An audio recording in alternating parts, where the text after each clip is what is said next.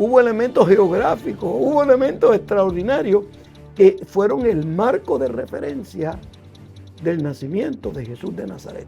Lo último que dice Malaquías es que, lo último, capítulo 3 de Malaquías, antes que llegue el Mesías, va a venir uno anunciando su llegada. El Dios que salvó a Moisés en la niñez lo convirtió en un libertador del pueblo de Israel. Y el Dios que salvó en el nacimiento a Jesús de Nazaret lo convirtió no solamente en el salvador de los judíos, sino en el salvador de la humanidad. Tiene que haber mansedumbre y humildad, y eso explica por qué algunas personas en la vida lo tienen todo, pero no tienen paz.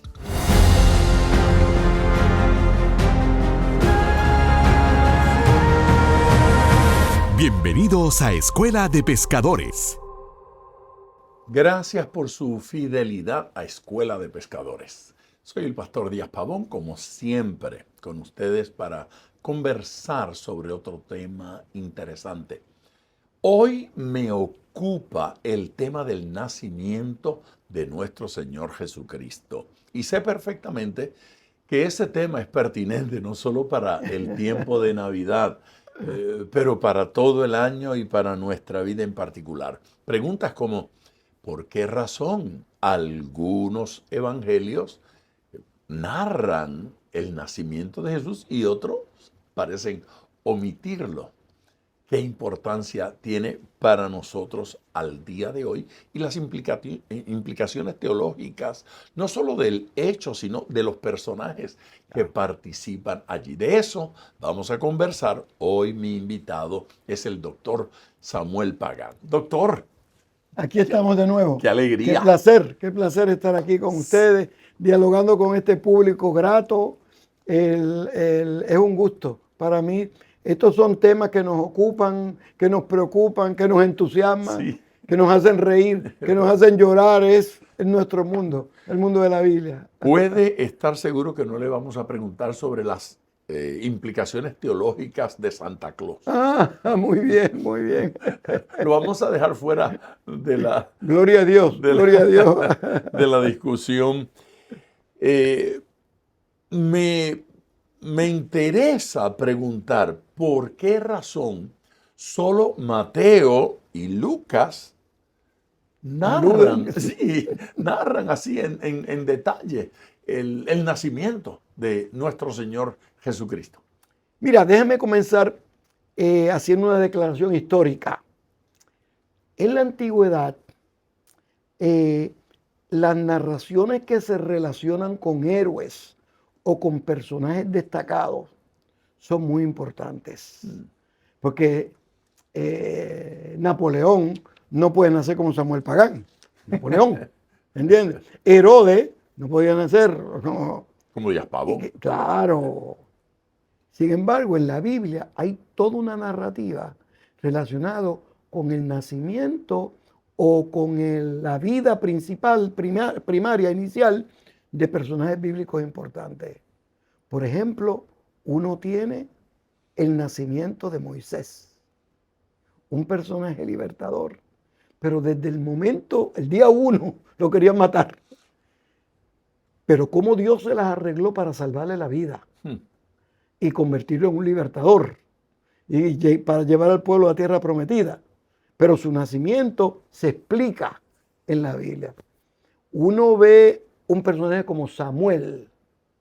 Antes de nacer, su mamá estaba orando por él. Entonces, estaba en intercesión por él. Él nace, se convierte en un líder, se convierte en un profeta, se convierte en un rey, en un juez, en un sacerdote. Y hay algunas personas que piensan que realmente Samuel fue el primer rey. Porque ¿quién ungió al primer rey? Saúl. Quien unge tiene más autoridad que el ungido. O sea, Samuel tenía tanta y tanta autoridad que fue capaz de ungir a Saúl. Y no solamente ungió a Saúl, ungió a David también. O sea, que es un personaje especial. Juan el Bautista. También tenemos narración del nacimiento. de Juan el Bautista y de Jesús de Nazaret también. Jesús de Nazaret era el Cristo de Dios. Cuando se escriben las narraciones del nacimiento, ya había resucitado. Es el recuento. Entonces los evangelistas presentan que no nació como cualquier persona. Hubo elementos cósmicos, hubo elementos históricos, hubo elementos geográficos, hubo elementos extraordinarios que fueron el marco de referencia del nacimiento de Jesús de Nazaret.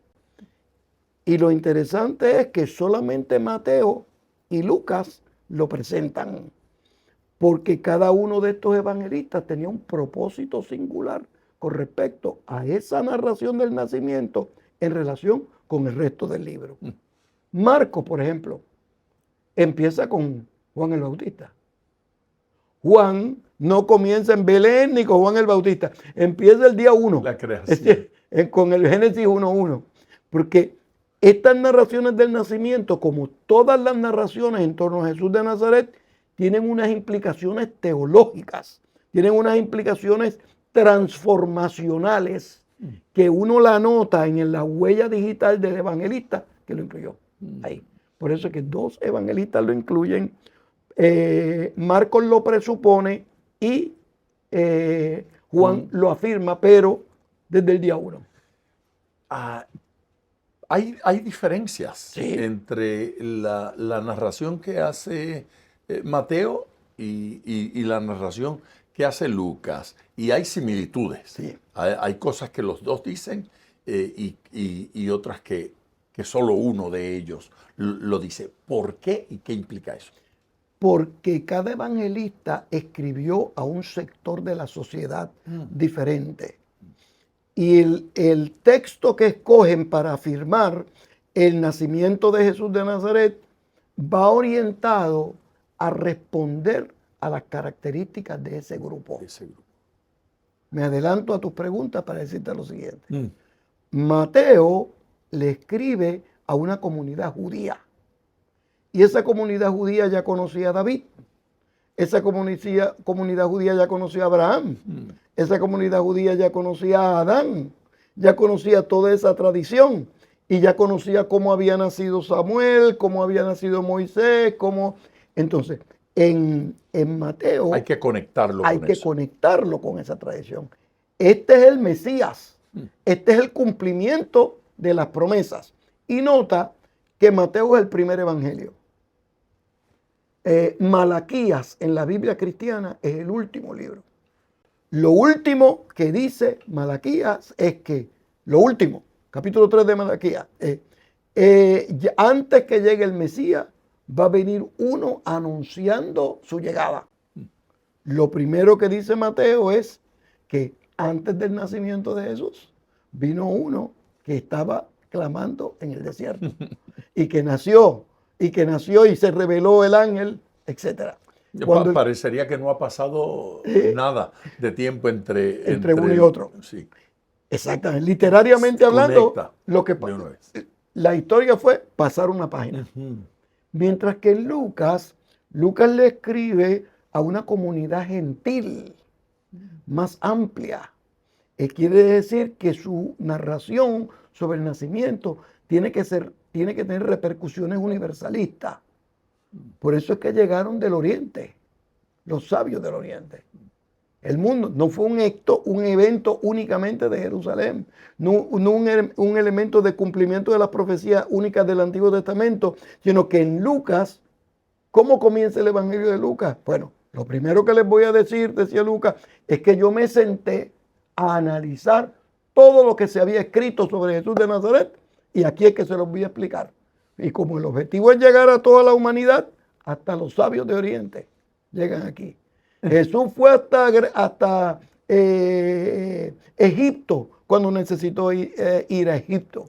Y en las narraciones posteriores, el nacimiento, la mujer sirio-efraimita, gente de romana también aceptaba, tú eres el Mesías, pero no tienes que ir allá, con decir la palabra lo tienes. Es decir, cada evangelista le pone su huella digital al evangelio, en completo el evangelio y a estas narraciones del nacimiento.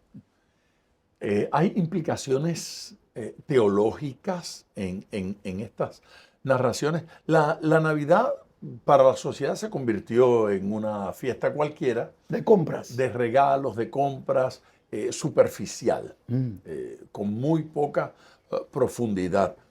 A veces me parece que corremos el peligro de leerlo y leerlo así. Sí. Leerlo como una historia, como un mito, como una leyenda, como una cosa muy, muy superficial. Si ocurrió o no ocurrió, realmente no tiene importancia. Pero de la manera que lo estás diciendo, me hace sentir Claro. que esas narraciones tienen fuerza teológica. Claro, claro. Mira, por ejemplo, como Mateo le escribe a una comunidad judía, el nacimiento de Jesús está relacionado con el cumplimiento de las profecías y con personajes importantes. Recuerda que en el capítulo 5, 6 y 7 están los discursos del Sermón del Monte. Ujú.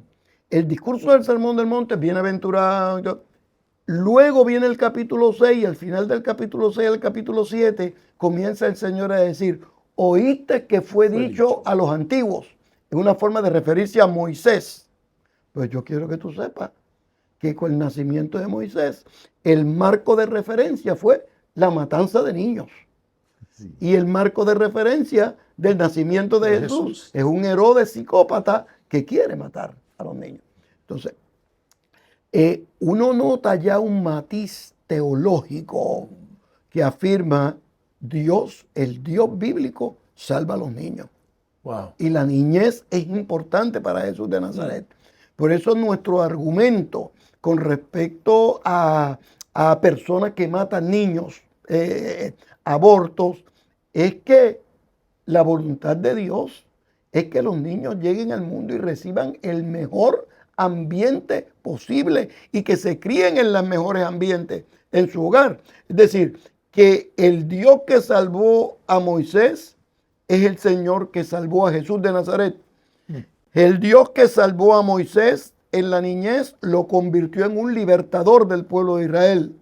Y el Dios que salvó en el nacimiento a Jesús de Nazaret lo convirtió no solamente en el Salvador de los judíos, sino en el Salvador de la humanidad. Entonces, uno empieza a ver virtudes teológicas en cada una de estas narraciones. Mateo está pretendiendo identificar. Claro. Que se identifiquen con él porque esto ha sido parte, no es nada raro, esto ya ha sucedido. No estamos inventando la rueda. Hemos visto. Visto a un Dios interesado. Está llegando el Salvador del mundo. Está llegando el Mesías. Está llegando el Cristo de Dios. Y cuando llega el Cristo de Dios, la historia se detiene. Porque en las narraciones del nacimiento se afirma que el Dios eterno, que los cielos de los cielos no pueden contener su gloria, detiene la historia y detiene el mundo para en el nacimiento de Jesús enseñarle a la humanidad cómo es que se vive con honestidad, cómo se vive con valores, cómo se vive con dignidad. En el nacimiento de Jesús de Nazaret, un niño. Y en la sociedad antigua los niños no tenían mucho valor, para Dios sí. Sí. Recuerden que cuando le da con contar los que habían, contaron a 5,000 sin contar a quiénes, las mujeres y quién más. Ni a los niños. Niños, ¿no? Pero Dios, para Dios los niños son importantes. Para el Señor sí. Son Ellos importantes. comieron en el milagro. Sí, comieron mucho. Los ángeles, Samuel, particularmente el mensaje de los ángeles. Mira, los ángeles en la Biblia son personajes extraordinarios. Tú no ves ángeles en todo momento. En la época de Esdras y Nehemías no hubo ángeles. En la época, los ángeles llegan en instantes oportunos. Por ejemplo, le traigo un mensaje a Abraham. Llegan. A Abraham se le hizo difícil creer un poquitito, por eso tuvieron que venir ángeles.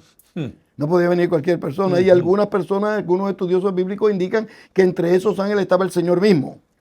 Porque el texto bíblico dice yo soy, etc. Los ángeles vienen a cumplir una encomienda en la vida. Y en los evangelios no hay ángeles todos los días, en momentos específicos. En el nacimiento, a mitad de camino hay uno que otro, y en las narraciones de la pasión.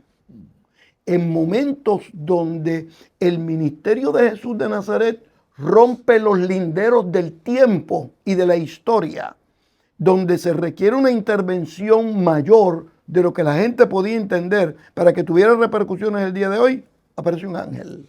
Por ejemplo, en el nacimiento, Sí, sí. en la pasión y en la transfiguración. Estos tres mensajes no son cualquier tipo de mensaje de Jesús. No es el sermón del monte que lo dio para explicarlo, no es una parábola. Son tres de los discursos más importantes de los evangelios para presentar. ¿Y quiénes aparecen en la transfiguración? Uno de ellos es Moisés. Moisés. Muy bien. Elías. No, no parece ser prudente ni correcto, cuando menos no es bíblico, ese tomar las figuras angelicales casi para la bachata diaria, perdóname si mi expresión es ofensiva a alguien. Pero hay ambientes y hay figuras que parecerían pretender que las figuras angelicales son... Yo los puedo llamar. Sí, sí. Tienes 15 minutos para presentarte aquí. Y échamele azúcar al Sí, café. sí, O sea, sí. para un juego y para una tontería, cuando estos señores aparecen en ocasiones tan importantes Específica. y que luego las mismas escrituras nos van a decir que hay que tener mucho cuidado cuando hablamos en relación a esas figuras, a esas autoridades, sea del lado de los buenos o sea del Sí, lado independiente. de los Independientemente. malos, los ángeles caídos o lo que fuera. La Biblia me hace tratarlos con Dignidad, respeto. dignidad y respeto. Aparecen a José en sueño diciéndole, no, lo que nace de ella tiene que venir un ángel para Eso que no es yo forma, no, claro, eso no es yo manera acepte a mi novia embarazada. Solo Dios viniendo a través En de una... vivo. Sí. Tiene Sí. que ser. Así es que verdad. la participación de las figuras angelicales es Fundamental. fundamental. Claro, cuando se habla de la ley y de la gracia, entonces dice, allá participaron ángeles. Aquí Jesús, El enviado. otra vez, comunicando, Jesús es Superior superior a los ángeles. no porque esas figuras sean insignificantes, No. son muy importantes y muy grandes, pero Jesús es superior a ellas. Quedarnos enamorados de los ángeles y desconectarnos de Jesús es demencia espiritual. Sí, mira, hay un capítulo importante de un aparecido de un ángel en Daniel, cuando lo meten al horno de fuego. ¿Quién es quién es la cuarta persona? Sí, empiezan a contar, bueno, estaba Sí. 1, 2, espérate, hay uno de más, estoy contando. Sí. O sea, el hecho, Uno parecido al Hijo del Hombre. el hecho de que aparezcan en momentos importantes en la Biblia, destacan su prioridad y su importancia. Que las personas dicen, no, yo ando con un ángel guardián, como si fuera un empleado. Yo le voy a pedir a mi ángel guardián que me ayude en este momento, como si fuera un asistente ejecutivo.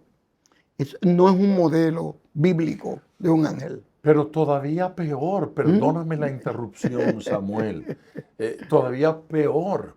Algunos no dicen que le pidió al ángel que lo ayudara, sino que le da órdenes al ángel, que lo autoriza a intervenir.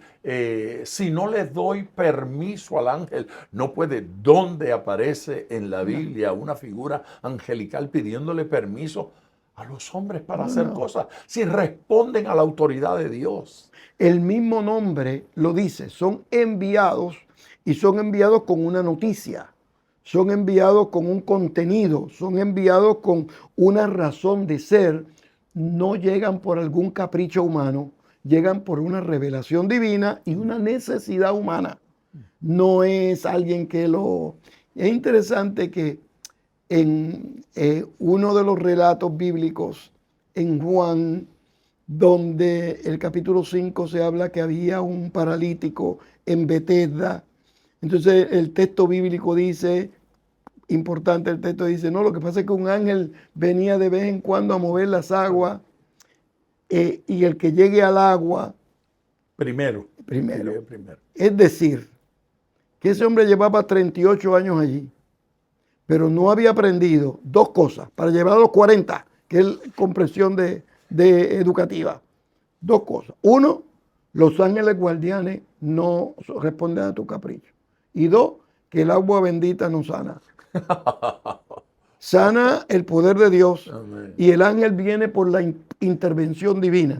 Y eso uno lo nota desde el día 1 de los evangelios, que a Elizabeth, al esposo, a José, a María, todos llegaron ángeles a decir la palabra. El movimiento óptimo de los ángeles en las narraciones del nacimiento llegan en Belén. Yo quiero que tú sepas que en Belén, todavía el día de hoy, cuando nace un niño, los vecinos se reúnen a cantarle.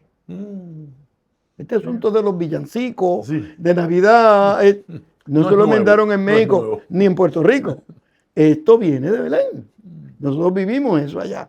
Y como Jesús nació de José y María, que no eran de Belén, vivían en la Galilea, no tenía quien le cantara. Y era el Mesías. El Señor buscó un coro de ángeles que le cantara para darle la bienvenida. Fíjate cuán sabio es Dios. Y cuando los ángeles dan la bienvenida, lo que dicen es, hay gloria en los cielos y hay paz en la tierra. Porque para que haya gloria, tiene que haber paz.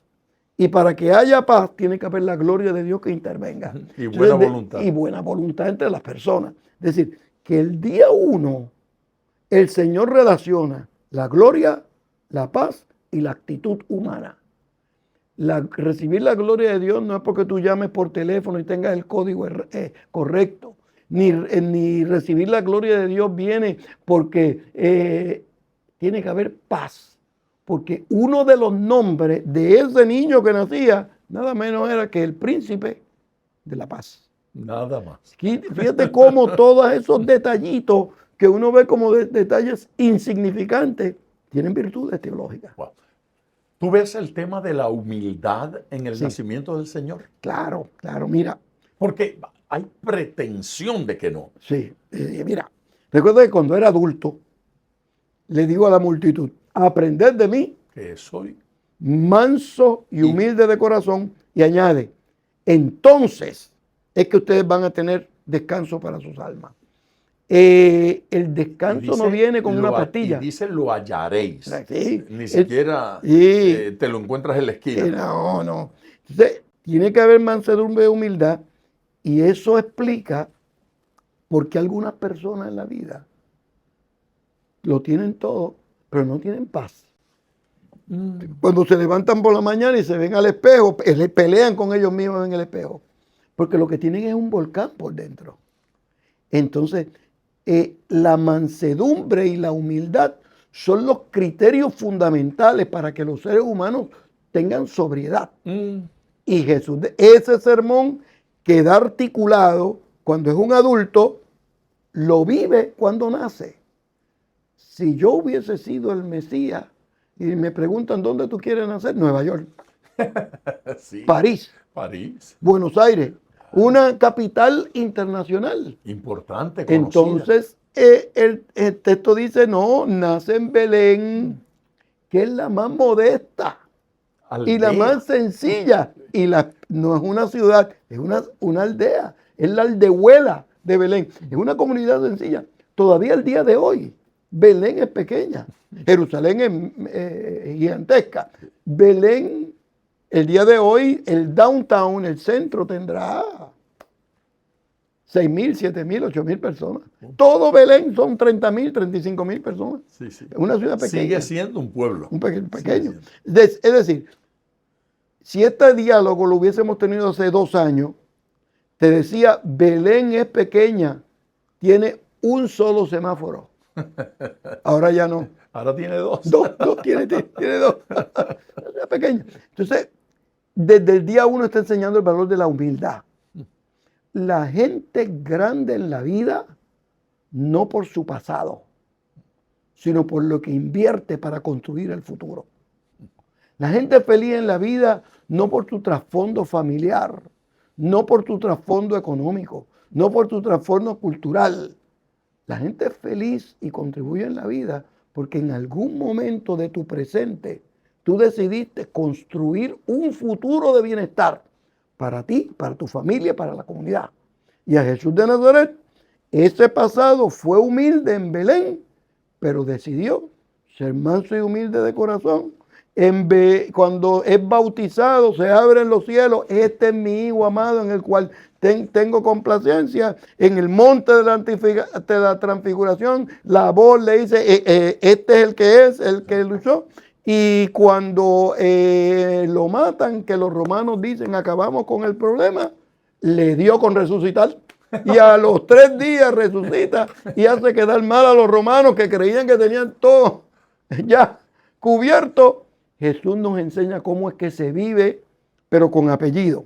Se tiene vida y vida en abundancia. En abundancia. Estoy conversando con el doctor Samuel Pagán.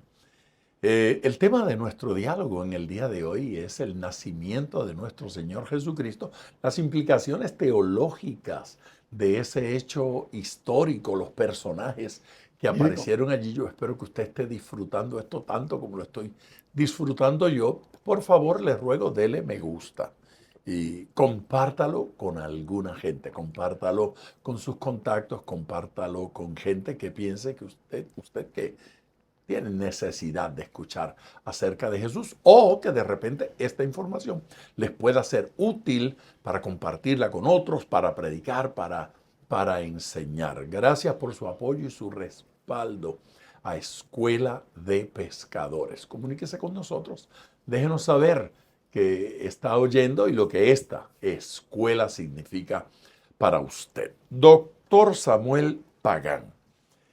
El nacimiento del Señor Jesucristo, no solo el nacimiento, la forma, es una profecía y es una promesa, fue prometido. Y lo que estamos viendo es el cumplimiento de esa promesa del Señor. ¿Tiene eso algún significado particular? ¿Dice eso algo de Dios? Sí, mira, el marco teológico de las narraciones del nacimiento es una afirmación extraordinaria que dice, el Dios bíblico promete y cumple. Desde Génesis, los cristianos hemos visto referencia al Mesías a través de toda la historia del Antiguo Testamento, pero hay algunos momentos donde la profecía tiene un nivel óptimo. Por ejemplo, en Isaías 7, 8 hasta el 12, hay una serie de afirmaciones. Por ejemplo, una doncella va a dar a luz. La Virgen lo traduce algunas traducciones bíblicas, Reina Valera y otras traducciones. Una doncella va a dar a luz y el nombre va a ser Emmanuel, que significa Dios con nosotros. Es decir, ese nacimiento que va a venir, ella no lo conoce todavía, ese nacimiento que va a venir va a decir que Dios se mete aquí. Pero de pronto, ese niño que nace va a tener 4 pares de nombres. Admirable consejero, Dios fuerte, Padre eterno y príncipe de paz. Es decir, que se promete que va a venir el príncipe de paz, Emmanuel. David, Dios le promete que su reino no tendría fin. Y las narraciones del nacimiento lo que dicen es que el Dios que prometió el Mesías lo cumplió y nació el Mesías. Y esa afirmación teológica es fundamental para la predicación cristiana, para la enseñanza cristiana, porque posteriormente la iglesia afirma y los creyentes afirman que cree en el Señor Jesucristo y serás salvo, ¿quiénes? Tú y tu casa. Es decir, que el Dios bíblico está comprometido en salvar individuos y la totalidad de su familia. Y eso es importante para la predicación el día de hoy para la iglesia, porque a veces las abuelas y los abuelos no ven a sus nietos. Ojo, que es hijo de la promesa. A veces vemos que un esposo se desorienta, una esposa se desorienta. Ojo, es hijo de la promesa. Y si Dios le prometió a David y le cumplió, y le prometió a Isaías y le cumplió, y prometió el nacimiento del Mesías y cumplió, Aleluya. ¿qué me hace sospechar a mí? Que no me va a cumplir a mí. ¿Por qué dudar? ¿Por qué dudar? Es decir, ese detalle fundamental teológico del nacimiento es un tema que se debe destacar el día de hoy en los mensajes de la iglesia, porque el Dios bíblico que controla la historia y que controla la humanidad está comprometido con su palabra de bendecirnos y hacer cumplir su palabra en el momento oportuno. Ahí tienes el sermón para empezar la Navidad Sí. este año. Bueno, iba a preguntar eso, precisamente, por ahí andaba. Es tiempo navideño, ya se siente el sonido, ya se respira el ambiente de Navidad. Es propio, es buena época para predicar sobre esto. En días atrás, el año pasado realmente, leía de algunas personas acusando, ustedes no saben cuándo nació Jesús, no es el 25, ustedes están honrando tradiciones de hombres y cosas de... cuán importante es que aprovechemos... Un día antes, un día después. O aprovechemos cuando vienen las fiestas para decir... Hablemos del nacimiento de Jesús. De repente los corazones se disponen a escuchar en estos días más que en otra época. No, mira, yo lo que le digo a la gente, porque sí, posiblemente no nació el 25 de diciembre. El 25 de diciembre es el día del sol. Y lo que hicieron los cristianos es, pues el día del sol, vamos a dedicárselo al sol de justicia. Vamos a decirle quién es el sol de justicia. justicia. El sol de justicia. O sea que yo creo que es un elemento positivo. La fecha posiblemente estamos hablando de abril. Hay algunos estudiosos que piensan entre el 12 al 15 de abril, pero no hay forma de saberlo correctamente. Pero nosotros no celebramos el día, nosotros celebramos el evento. Nació. Y de alguna forma no estamos honrando otra tradición, más bien la peleamos. Sí, y estamos diciendo, no, si no es el día de ese sol. Sí, vamos, es este. Sí, no, y que honramos al que rompió la historia y la dividió en dos. Amén. Hay muchos políticos buenos, literatos buenos, militares buenos, héroes de la humanidad, pero ninguno ha dividido la historia en dos. El único que dividió la historia en dos fue Jesús de Nazaret, que cuando nace, todo su entorno, personajes, eventos, simbología, apuntan hacia quien nació. Es una figura extraordinaria. Importantísimo. Te quiero invitar a hacer yo no sé si esto es un juego o un ejercicio, pero yo quiero mencionar algunos de los personajes muy bien. de esta historia de la que estamos hablando y me dices o lo que se te ocurra muy bien. o la importancia de él en esta historia. Herodes. Un político con esquizofrenia y paranoia. Político desorientado, llegó al poder y muestra lo que es su psicopatología, mandando a matar. Hay un documento que dice que en el reino de Herodes, de Roma, lo peor que puede pasar es ser esposa de Herodes o hijo. Porque Herodes no mataba perros ni mataba cerdos, pero mataba hijos, mataba esposas, mataba generales que lo desafiaran. Wow. José. Un hombre de fe, sobrio, sabio, prudente, que decidió obedecer a Dios antes de su dignidad humana, de su sentido de moral y ética, obedeció a Dios. Qué gigante. Sí. En una decisión muy difícil de entender y mucho menos aceptar. María. Sabia, prudente, sobria. Ha habido muchas mujeres en la historia, buenas, buenas, buenas. Mi mamá era muy buena, mi abuela era muy buena, Noemí, mi esposo, era muy buena.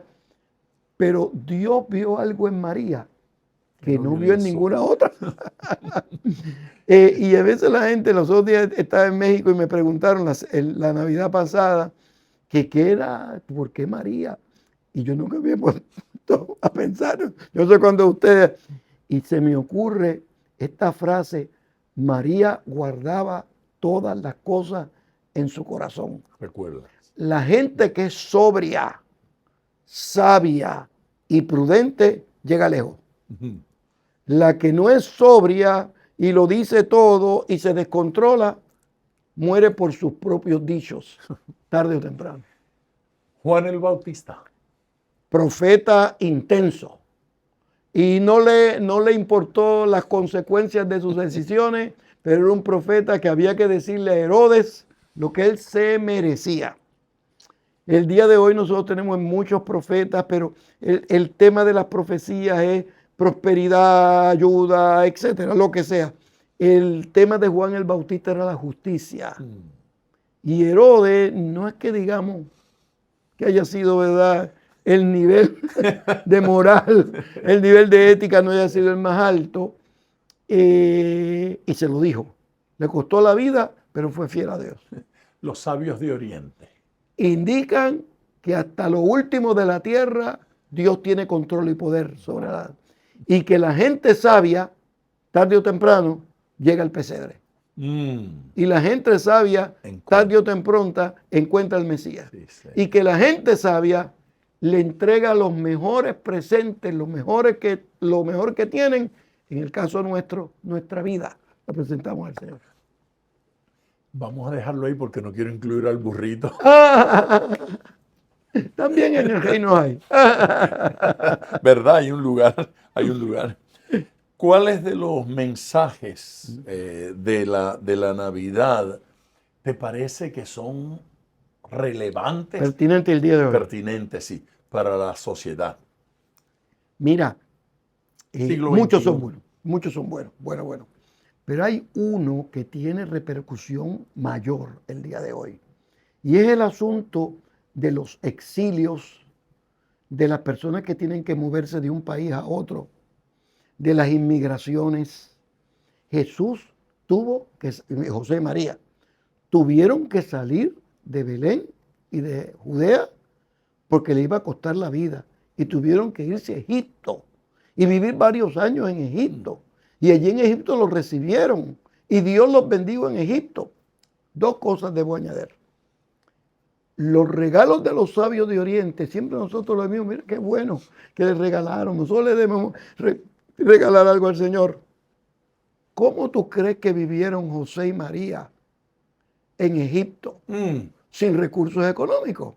No había pensado en eso yo. Pues el oro que le trajeron, el incienso y la mirra, se convirtió en su inversión económica para volver. Dios preparó el camino del exilio y allá los bendijo. Por eso es que nosotros tenemos que bendecir y ayudar a los inmigrantes. Porque llegan con un deseo de prosperidad y de vida. Muchos de ellos, si se quedan en sus países, mueren. Te puedo dar el ejemplo de América Latina, regímenes difíciles, pero también se da en otras partes del mundo. En África tienen que cruzar el mar Mediterráneo y muchos de ellos quedan. En el oriente, el extremo oriente, donde tienen que cruzar el mar para salir de China, o tienen que salir de Corea del Norte, o tienen que salir de yo no sé cuántos lugares. Entonces, nosotros debemos entender que Cristo fue un inmigrante. Entonces, a los inmigrantes se respeta. Sí, amén. Nosotros no queremos ningún criminal, pero nosotros no podemos presuponer que son criminales que vienen aquí a hacer daño. Son seres humanos que vienen desesperados por poder subsistir y poder vivir. Ese sermón el día de hoy es importante. Sí. No solo en Estados Unidos, sino en América Latina. Esto pasa en Paraguay, pasa en Chile, pasa en Brasil, pasa en Argentina, pasa en África del Norte, pasa en Italia, pasa en España, Francia, pasa en Grecia. Todavía el día de hoy estamos en eso. Sí. Hace 3 años decidimos hacer una cruzada desde el Golfo hasta el Pacífico por toda la frontera. Y fuimos zigzagueando. ¡Qué bien! Hoy predicábamos de la ciudad del lado de Estados Unidos y mañana del lado de México. Oye, qué bien. No cambiamos el mensaje, dimos el mismo mensaje. Una ciudad tras otra. Se convirtieron miles de personas. Regalamos Biblias, Qué regalamos bien. porciones, diciéndole a los que estaban allí, los amamos, son nuestros hermanos. No tengo fuerza para hacer leyes, no quiero meterme en ese tema, pero queremos ayudarlos y queremos bendecirlos. Me ha tocado predicar en algunos lugares donde están reunidos los que están deportando y les estoy diciendo, Dios estuvo con ustedes aquí y va a estar con ustedes allá. El Señor nos acompaña de un lado de la frontera o del otro. Tengo una pregunta final. Hablando de cruzar fronteras, ¿cómo te afectó llegar a Israel físicamente? ¿Cómo afectó tu sermón? Yo te veo hablando de estas cosas, tal vez con más pasión que a cualquier persona que yo haya escuchado alguna vez. Y cuando describes algunos lugares o algunas escenas, logras transportarme allá, logras llevarme allá. Llegar por primera vez a Israel, llegar por primera vez a Jerusalén, ¿cómo te afectó vivir por algunos años? Creo que en Belén, ¿verdad? Sí. Era donde Viví vivía. en Jerusalén, pero enseñaba en Belén. En Belén, bueno. ¿Cómo afectó tu mensaje? ¿Cómo afectó tu predicación? Mira, fue una transformación. Ya yo había ido, yo estoy yendo a Israel, la primera vez fue en el 1980, a culminar, a trabajar en arqueología, a culminar el doctorado. Y había pasado años sabáticos, en septiembre 11, yo estaba. De veras. Sí, estaba ya en Israel. Pero mudarme allá me dio un mundo, de forma tal, cuando uno está allá sin reloj en la mano, si uno va a quedarse. Cuando empecé por ejemplo, llegué a Belén, me dieron, un día un estudiante me dice, mire doctor, aquí, este campo que usted ve aquí, este es el campo de los pastores. Aquí fue donde vinieron los ángeles y cantaron. El más sorprendido fui yo. Y otro día me dice, la familia de David vivía en este monte que está aquí. Ay, sí.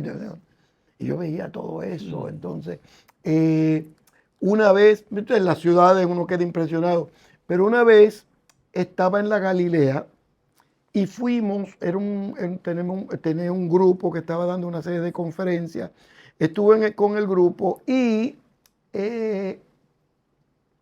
vamos a un lugar, a un riachuelo en la Galilea. Entonces, yo miré el riachuelo y el riachuelo estaba en el lugar donde nosotros estamos, pero el riachuelo venía y se metía entre los montes,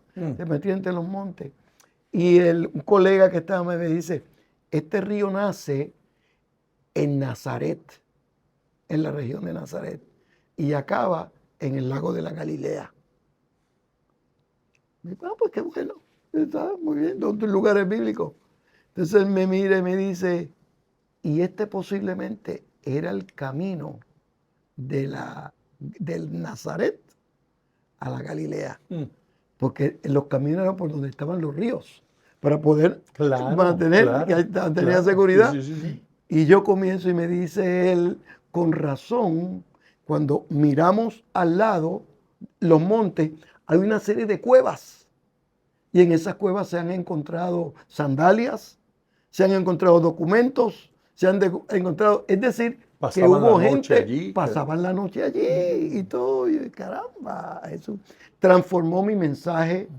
Después que yo fui a Israel, empecé a escribir libros, yo he escrito más de 80 libros, pero una vez comienzo a relacionar la geografía, la teología y la exégesis bíblica, los libros míos comenzaron a tener dimensión nueva y quien más aprendió fui yo.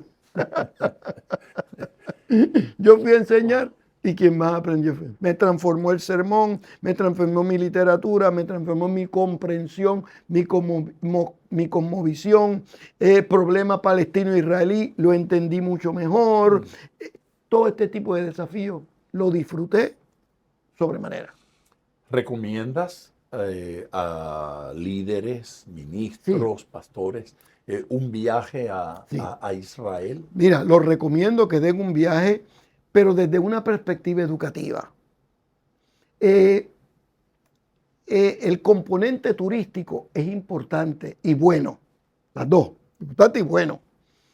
Pero si no tiene el componente educativo, es como si fueran a Hawái o si fueran a Acapulco o cualquier lugar del mundo.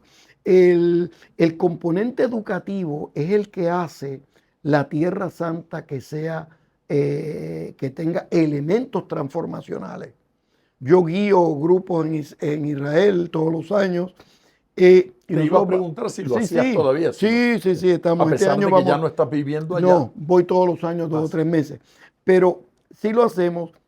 Y la peculiaridad es que vamos a sitios que no van los turistas.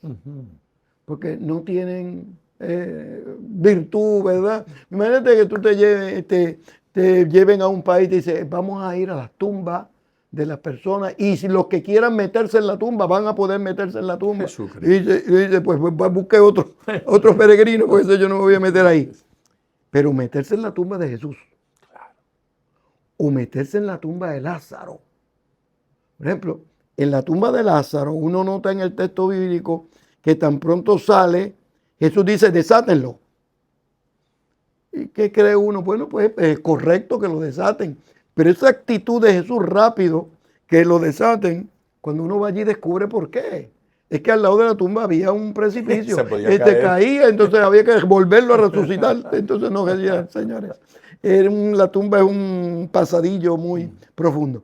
Y uno descubre que la geografía tiene un papel protagónico en las narraciones bíblicas. Por ejemplo, uno sencillo. Israel, ¿cuántos años estuvo en el desierto para llegar a Canaán? 40 años. 40 años. 40 años. Ese es un camino que se hace en una semana. Si no había por qué pasar 40 años. Pero el desierto es signo de enseñanza en la Escritura. El desierto no es signo de destrucción. El desierto no es signo de juicio divino, ni de maldad. No. Es que a veces Dios tiene que enseñarnos algo y algunas cosas las aprendemos en 7 días y otras tardan 40 años en aprenderlas. Es cierto. Gracias. Si alguien tiene interés en hacer algo en Israel o en ir a Israel, hay una página, hay un lugar. Puede Yo sé llegar, que no habíamos hablado de esto, pero puede llegar drsamuelpagan.com. Eso es. Esa es la página. O me pueden enviar un mensaje drsamuelpagan@aol.com. Puede llegar a la página o puede escribirme un email drsamuelpagan@aol.com. Fantástico. Gracias por aceptar la invitación nuevamente. Siempre es un placer estar aquí y discutir de estos temas que nos entusiasman tanto. y lo disfrutamos en el nombre del Señor. Gloria a Dios. Creo que usted fue bendecido. Si es así, deje su comentario aquí diciéndonos lo que siente en relación a estos programas, estos podcasts que realizamos cada semana. Y no olvide, todos los lunes, tempranito en la mañana, sale el podcast con el doctor Pagán, a veces con otras personas. En ciertas ocasiones yo solo conversando acerca de algún tema, pero nuestro propósito es bendecirle, edificarle, ayudarle en su desarrollo y su crecimiento cristiano. Un abrazo y hasta pronto.